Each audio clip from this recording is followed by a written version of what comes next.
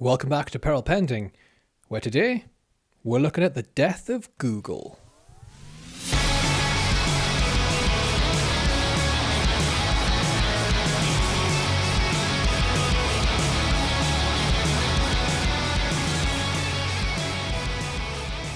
Yeah, we're talking AI again today. I found an interesting article on TechCrunch by Sarah Perez. Google search, as you know it, is over. It was an interesting read, so I've clipped apart a few of my favourite bits and we're going to go through them today. Let's have a little look. So the article starts by saying, at its Google I/O conference on Tuesday, Google unveiled an AI-powered overhaul of search centered around a refined, intelligent search box. That's the term they use. And what the company describes as the biggest change to this entry point to the web since the search box debuted more than 25 years ago. It's a chatbot. It's a chatbot. As we get into the article and we start going through all of the weird and wonderful terms they want to use, this is a chatbot. It's not revolutionary. It's something that we've seen en masse since quote-unquote AI hit the scene. Instead of returning a simple list of links, because why would you want that when you're using Google search or any search, I suppose? Why would you want a simple list of ranked lists when you could be dropped into an AI-powered interactive experience at times? So, you want to search the song results for some contest, not Eurovision, we'll touch that later. And instead of getting just a ranked list of links for different news organizations and blogs, you just, on random, get thrown into a chat window instead. And then you get AI. You get to talk with an AI. Aren't you happy? Google is also introducing tools that can dispatch information agents, bots, it's just a bot, to gather information on a user's behalf, along with the tools that let users build personalized mini apps tailored to their needs. If I'm Googling what the score was for a sporting event, I don't need to be dropped into a chatbot. I don't need an information agent to go off and collect information for me. Just scrape the web. Do what you've been doing for ages. Google, nobody wants this. The resulting experience will no longer look much like how people envision Google search, which has long been defined by a ranked list to websites that have the information you need. I'm hoping anyways that Sarah, this is a joke from Sarah. It's what it reads like a sarcastic comment, because when someone uses Google, that's what they want. They want an SEO ranked list of search results. And then we go in, we read what a human's put down. You can compare it to a few other articles and come up with your conclusion from that. It's just searching the web. It's not hard. With the revamped search experience, the new search box simply expands to accommodate longer, more conventional queries.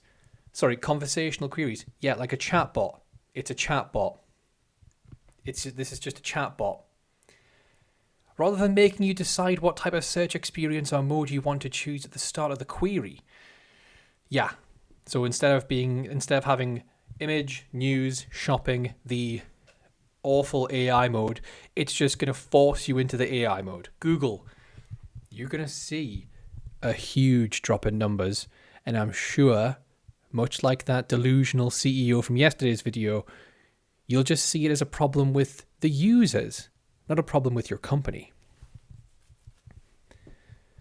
The article goes on to say it will also have a new AI-powered query suggestion system that goes beyond autocomplete to help people craft more complex and nuanced queries.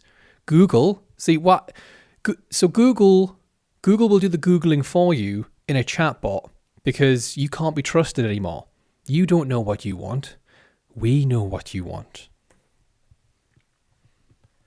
And it's coming quick. Starting this summer, people will be able to create, customize, and manage multiple new, quote, information agents again, bots, with Google Search. These agents can work in the background 24/7 to track changes on the web and alert you to new information. For instance, you could have an agent track market movements. Okay, well, yeah, great. So a few people will find this handy, but the people that will find this handy will, in all likelihood, already have a system in place to do this.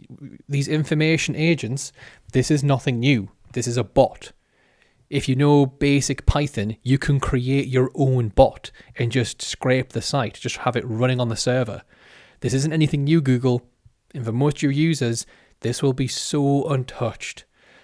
But I'm so glad that all of our energy bills and our water bills are going to go up so you can build your data centers to allow people to have the possibility of implementing an information agent when they're searching for a new pair of shoes. The shift means that searching the web will increasingly be performed by AI agents rather than humans. Instead, people will focus more on acting on the information these agents provide instead of manually clicking links. I think this comes from Google. This is a quote from Google because it reads like corporate bollocks. Clicking a link isn't hard. It's one of the easiest things to do. You can do it with almost anything. A mouse, some visual gesturing, the keyboard. It's not hard. I don't know why you're trying to gas yourself up. You're just a search engine. And this will mark a decline in your company's abilities. They say you can imagine, for example, how a question about black holes in space could lead to an interactive visual that brings the concept to life, Reed said, adding that users can then ask follow-up questions and see Google respond with brand new visuals in real time. Well, what if I don't trust the AI? What if it has been categorically shown to be wrong the majority of the time? You're feeding me false information. And anybody who doesn't know that, if they then commit that information, put that down elsewhere, that reinforces in the AI that this is what I've produced here is correct.